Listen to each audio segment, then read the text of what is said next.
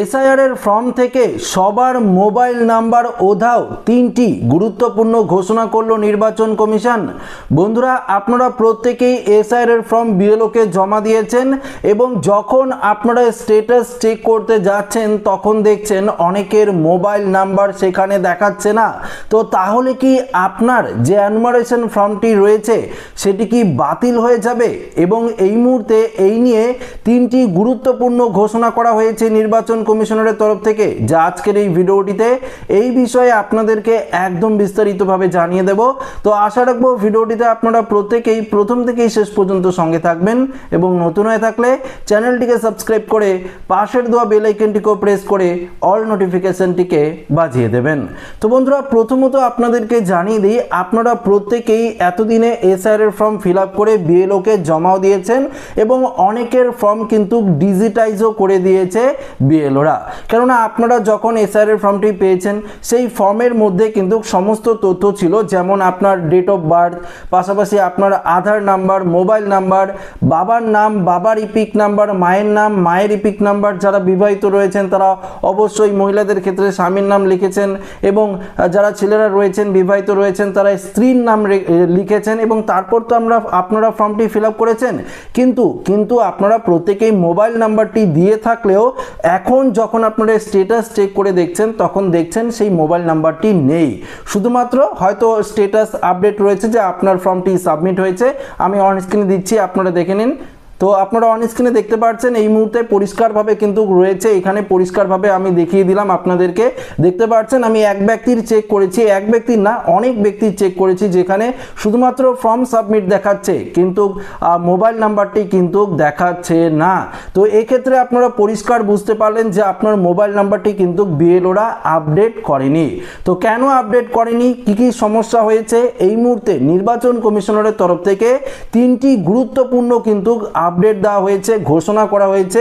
শুধুমাত্র আপনাদের কথা ভেবেই কিন্তু তিনটি গুরুত্বপূর্ণ ঘোষণা করা হয়েছে, যেটি আপনাদেরকে এই ভিডিওটিতে জানাবো। কেননা অনেকেই চিন্তায় রয়েছেন, যে অনেকে আমাকে কমেন্টও কিন্তু করেছিলেন। তা আমি আপনাদেরকে বলেছিলাম যে এই নিয়ে একটি আলাদা করে ভিডিও বানাবো। তো অবশ্যই সেই টাইমটা চলে আসলো এবং আলাদা করে ভিডিও আপনাদেরকে দিচ্ছি, যেখানে একদম পরিষ্কার আমি শুধু বলছি না, কমিশনারের তরফ থেকে কি আপডেট উঠে এসেছে মোবাইল নাম্বার নিয়ে সেটাই কিন্তু আপনাদেরকে দেখাচ্ছি। কারণ এতদিন পর্যন্ত আমি অপেক্ষা করছিলাম যে কমিশনারের তরফ থেকে এটি নিয়ে কি ঘোষণা করা হচ্ছে। এই যদি আপনাদের মোবাইল নাম্বার আপডেট যদি না করে থাকেন তাহলে কি পুনরায় কি আপডেট করতে হবে, না এনুমারেশন ফর্ম আপনার বাতিল হতে পারে। তো এই সমস্ত কিছু টেনশন আপনাদেরকে আজকের এই ভিডিও থেকে আপনারা কিন্তু সম্পূর্ণভাবে মুক্ত হবেন। কেননা নির্বাচন কমিশনারের তরফ থেকে যে তিনটি ঘোষণা করা হয়েছে সেটি যদি আপনারা জানেন তো অবশ্যই আপনার চিন্তা কিন্তু মিটবে। তো আসুন আমরা দেরি না করে সরাসরি কমিশনারের তরফ থেকে যে আপডেট দেওয়া হয়েছে সেই আপডেটে আমরা চলে যাব।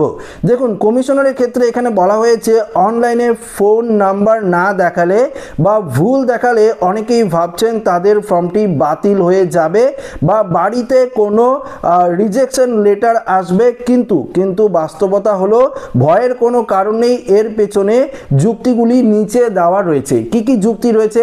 এক নাম্বার, যেটি একটু মনোযোগ সহকারে দেখবেন, এক নম্বরে বলেছে মূল নথির আপলোড, অর্থাৎ বিএলও আপনার হাতে পূরণ করা বা জমা দেওয়ার আসল ফর্মটি ছবি তুলে সরাসরি নির্বাচন কমিশনারের সার্ভারে আপলোড করেন।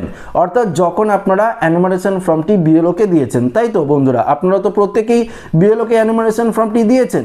সেই ফর্মটি যখন বিএলওরা তাদের বিএলও অ্যাপে আপডেট করছে, আপডেট করার সময় কিন্তু এই সমস্যাটি হচ্ছিল। কারণ আপডেট যখন করছিল তখন আপনার নাম, date of birth, mobile number থেকে শুরু করে বাবার নাম, বাবার ইপিক নাম্বার, মায়ের নাম্বার অর্থাৎ মায়ের নাম, মায়ের ইপিক নাম্বার, এগুলো তো তারা দিচ্ছিল, তাই না?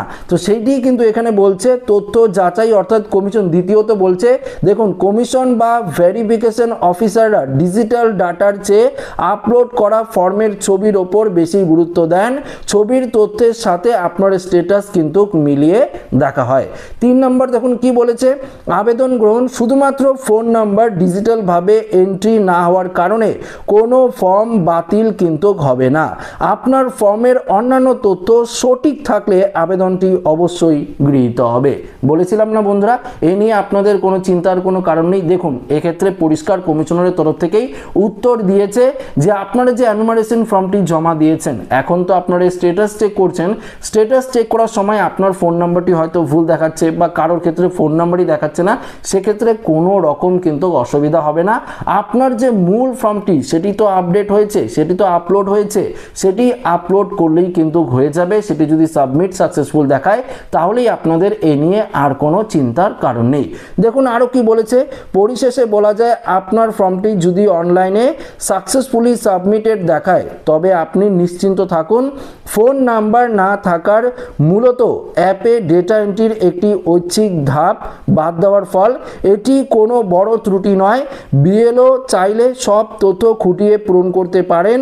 আবার দেখুন এখানে আরও পরিষ্কার বলেছে, আবার শুধুমাত্র বাধ্যবাধকতামূলক তথ্য দিয়েও কাজ সম্পূর্ণ করতে পারেন। উভয় পদ্ধতিতেই আপনার আবেদন নির্বাচন কমিশনারের কাছে পৌঁছে গেছে এবং তা গ্রহণযোগ্য। তাই অহেতুক আতঙ্ক না হয়ে পরবর্তী আপডেটের জন্য অপেক্ষা করুন। তো আপনারা আশা করি বুঝতেই পারলেন, যদি আপনার ফর্মটি সাবমিট সাকসেসফুলি অর্থাৎ সাকসেসফুলি সাবমিট দেখায় তাহলে আপনারা নিশ্চিন্ত থাকুন, আপনার ফর্মটি সাবমিট হয়েছে। 16ই ডিসেম্বর যে খসড়া ভোটার তালিকা প্রকাশিত হবে সেই তালিকায় আপনার নাম কিন্তু 100% উঠে যাবে। তারপর তো আসবে হিয়ারিংয়ের বিষয়টি, তাই না? তো হিয়ারিং নিয়ে তো অলরেডি আমি অনেকবার বলেছি, আরও যদি কোনো আপডেট আসে আপনাদেরকে জানাবো। তো এই যে মোবাইল নাম্বার নিয়ে আপনারা যে চিন্তিত হচ্ছিলেন, আগে আপনাদের বলছিলাম যে চিন্তার কোনো কারণ নেই।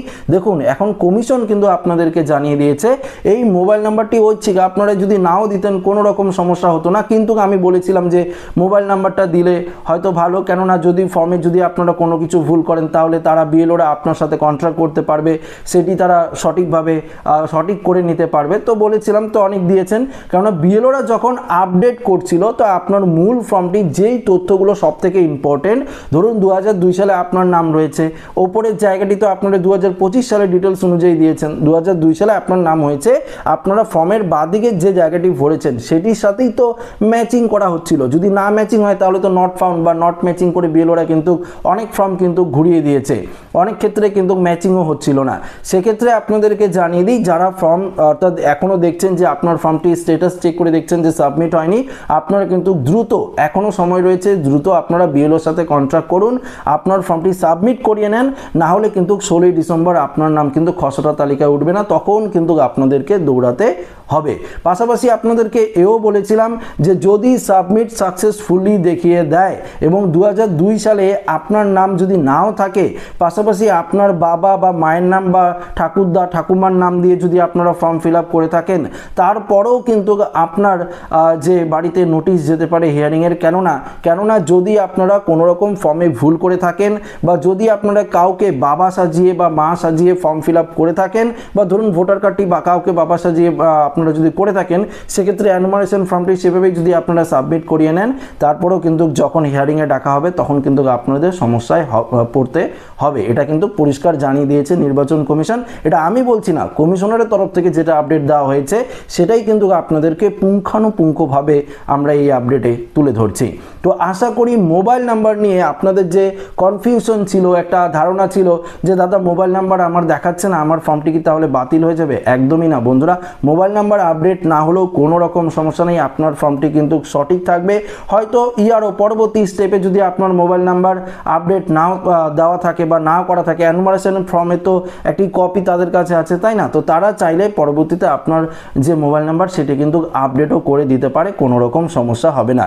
এছাড়াও আপনাদের যদি কোনো রকম সমস্যা হয় বা ইয়ারও বা এই ইয়ারও আপনার ফর্মটি বুঝতে পারছে না বা কোনো রকম সমস্যা হচ্ছে, তো খসড়া তালিকায় নাম ওঠার পরেও কিন্তু আপনাকে হিয়ারিংয়ে ডাকা হবে।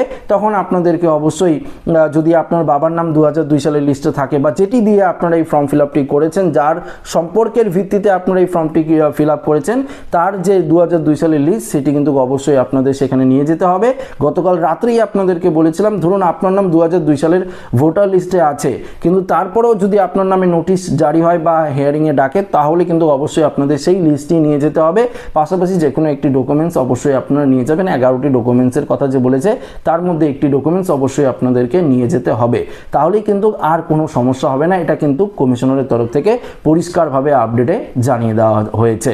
তো আশা রাখবো এই ভিডিওটিতে আপনাদেরকে সঠিক ইনফরমেশন দিয়ে সাহায্য করতে পেরেছি। ভিডিওটি ভালো লাগলে লাইক করবেন, বন্ধুদের সাথে শেয়ার করবেন, নতুন হয়ে থাকলে চ্যানেলটিকে সাবস্ক্রাইব করে নেবেন। ধন্যবাদ।